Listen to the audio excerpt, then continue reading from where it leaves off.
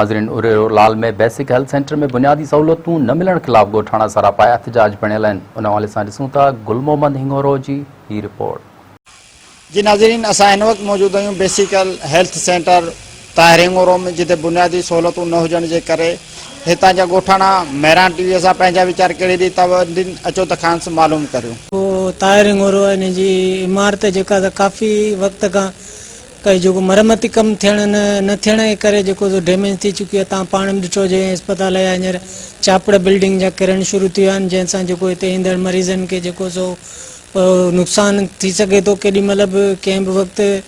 ऐं जेको सो तक़रीबन 3 खां 4 महीना थिया आहिनि असांजी अस्पताल में लेडी हेल्थ डॉक्टर जेका सा नथी अचे ऐं अञा उहो जेको अस्पताल जे तरफ़ां मुक़ररु न थी आहे, जंहिंजे करे हिते जे पसमानदा इलाइक़नि मां ईंदड़ औरतुनि खे ऐं असांजे ॻोठ वारनि खे, असांजे इलाइक़े वारी औरतुनि खे जेको सो काफ़ी तकलीफ़ पए ऐं जेको सो असांखे लेडी डॉक्टर मुक़ररु करे ॾिनी वञे ऐं असांजी जेका मेडिसिन ऐं दवाउनि जी वग़ैरह जी जेका खोट आहे।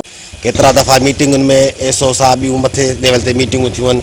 हिते जेके असां सां एसओ मीटिंगूं कयूं ज़िले मटियार जी सतह ते, उन में बि एप्लीकेशन ॾिनी आहे। ख़ुदि अस्पताल जो जेको इंचार्ज आहे उन ऑफिशियली रिकार्ड में हिकिड़े खां 2, 4, 5 दफ़ा एप्लीकेशन ॾिनियूं, पर का बि तवजह कोन्हे आहे। उनखां अलावा हिते जी जेका असां मिडवाइफ लेडी डॉक्टर 2 महीननि खां पहिरीं रिज़ाइन ॾेई चुकी आहे, उनजो अञा को बि तदारुक कोन्ह थियो आहे। ऐं मेडिसिन जे हवाले सां ओपीडी में दवाऊं बि बिल्कुलु अणलभानी यानी न हुजण जो एसी ताईं ATS जी इंजेक्शन बि कान्हे, पर को बि अमल कोन थो थिए।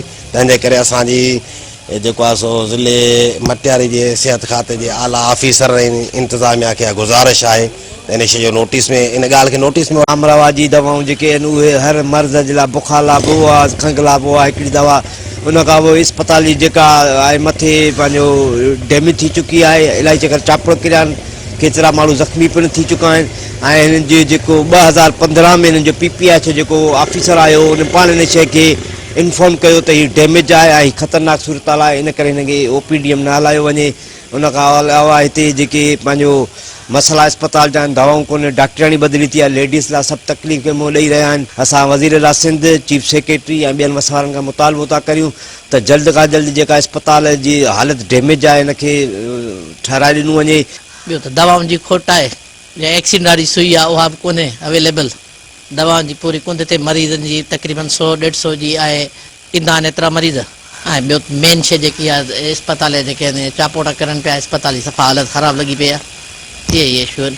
कैमरामैन सिजाद अली सां गॾु गुल मोहम्मद हिंगोरो, मेहरान टीवी, उडेरोलाल।